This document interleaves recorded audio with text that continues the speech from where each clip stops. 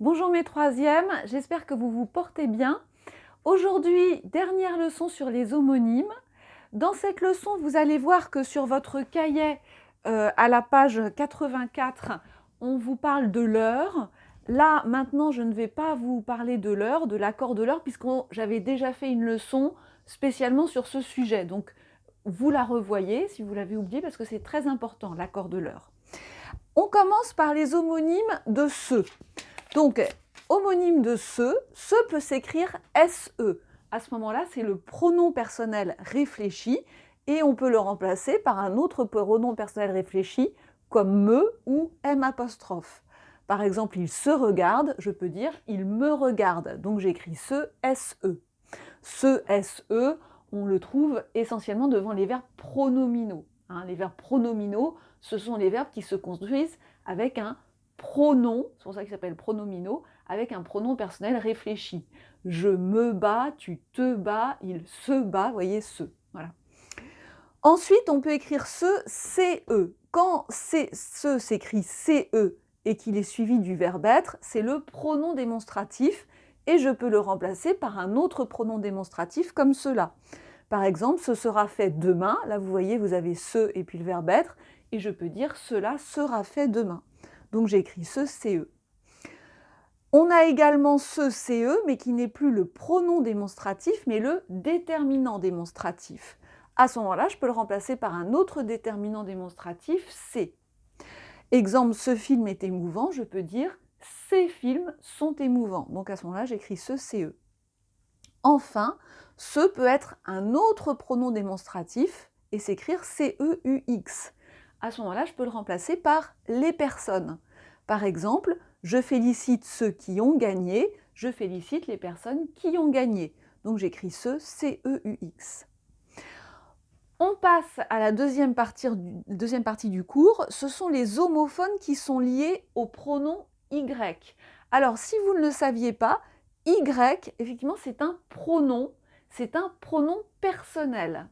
On dit que en, EN, et Y, ce sont des pronoms personnels adverbiaux. C'est comme ça qu'ils s'appellent. En tout cas, c'est un pronom Y. Alors, quand j'ai si, vous voyez, si, ça peut s'écrire S apostrophe Y ou ça peut s'écrire SI. Donc, c'est pour ça que ça prête à confusion. Quand ça s'écrit S apostrophe Y, eh ben, c'est le pronom suivi du pronom personnel Y. Donc, je peux le remplacer par un autre pronom personnel, je, plus M apostrophe, qui sera l'autre pronom réfléchi, l'équivalent de Y, et Y. Exemple, il s'y prend mal, je peux dire je m'y prends mal. À ce moment-là, j'écris si, S apostrophe Y. Ensuite, si, quand il s'orthographie SI, peut être soit une conjonction de subordination, soit un adverbe. C'est une conjonction de subordination, ça on l'a vu, on avait vu la liste des conjonctions de subordination, que, mot contenant que, quand comme si. Voilà. Donc si, conjonction de subordination, je peux le remplacer par à condition que, qui est une autre conjonction de subordination et qui, comme si, va introduire des propositions subordonnées conjonctives circonstancielles de conditions. Vous vous souvenez, on avait vu ça en cours. Exemple, si je te vois, je peux dire à condition que je te vois. Donc comme je peux remplacer par à condition que, j'écris si et si. Ou alors, si et si est un adverbe. Et à ce moment-là, je peux le remplacer par un autre adverbe comme très ou tellement. Exemple, il est si gentil, je peux dire il est très gentil. Voilà, donc j'écris SI. Ensuite, ne pas faire la confusion entre N apostrophe Y et NI. N apostrophe Y, c'est l'adverbe de négation plus le pronom personnel adverbial Y. Je peux le remplacer par l'adverbe de négation tout court. Exemple, je n'y vois rien, je ne vois rien. Si on peut remplacer par ne, c'est N apostrophe Y.